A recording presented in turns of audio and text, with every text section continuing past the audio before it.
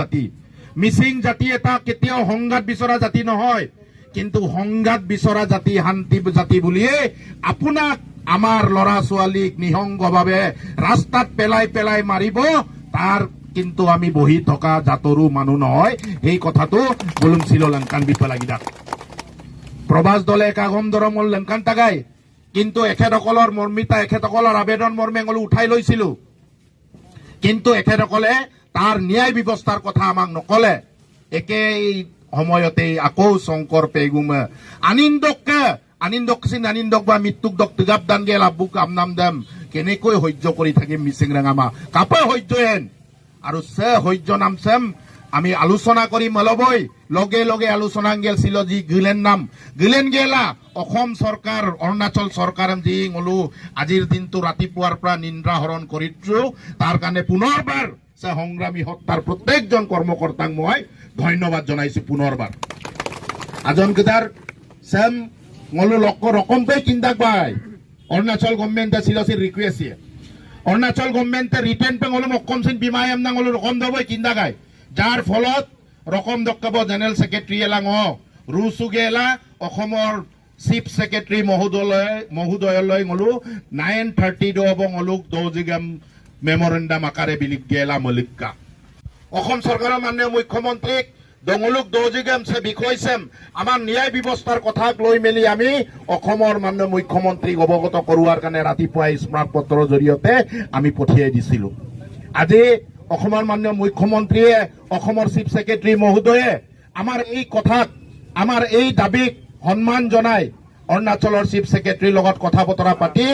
এখেতসকলৰ মাজৰ পৰা সন্মান কৰিবলৈ বাধ্য কৰালে যে অসমত এনে ধৰণৰ পৰা অসমৰ পৰা যোৱা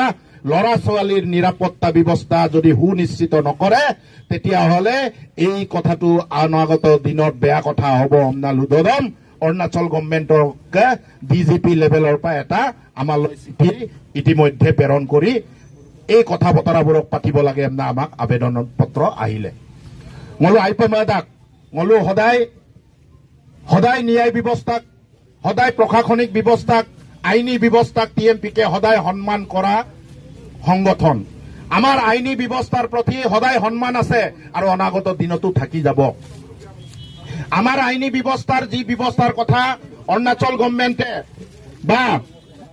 অসম চৰকাৰৰ চিফ সেক্ৰেটাৰী মহোদয়লৈকে আমালৈ যিটো পত্ৰ প্ৰেৰণ কৰিছে তাক আমি সন্মান জনাই আজি সামূহিকভাৱে আমি আমাৰ যি ৰুট ব্লকেটৰ কাৰ্যসূচী আমি স্থগিত ৰাখিছো। মাত্ৰ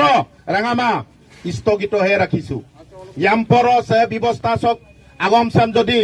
টেবুললৈকে ৰাউণ্ড মেজলৈকে অসম চৰকাৰ আৰু অৰুণাচল চৰকাৰৰ মাজত যদি বৈঠক অনুষ্ঠিত নহয় তেতিয়াহ'লে ইয়াতকৈ বেছি জংগী আন্দোলন টিএমপিকে এমএমকে মিমাকাবাঙে লায়াৰম সিন কিন্না দুনাম দাইবা কাৰণ মপাংলে আবাং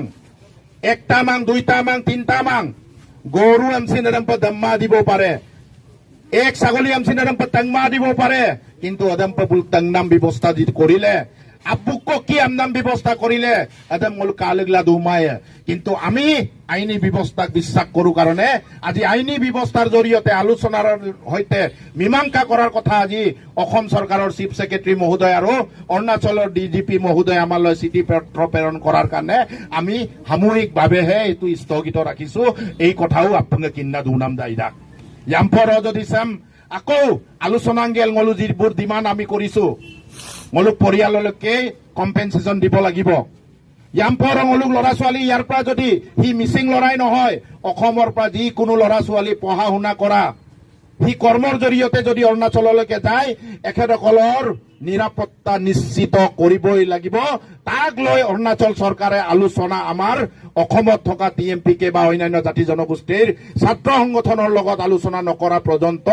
আমাৰ এই আন্দোলন আৰু জংগী ৰূপ ল'ব, সেই কথাও অৰুণাচল চৰকাৰে জানি থোৱাটো ভাল। চঙ আৰাই পেলুমাং ৰকম দক্কাব নল দমাতে বা পেদুং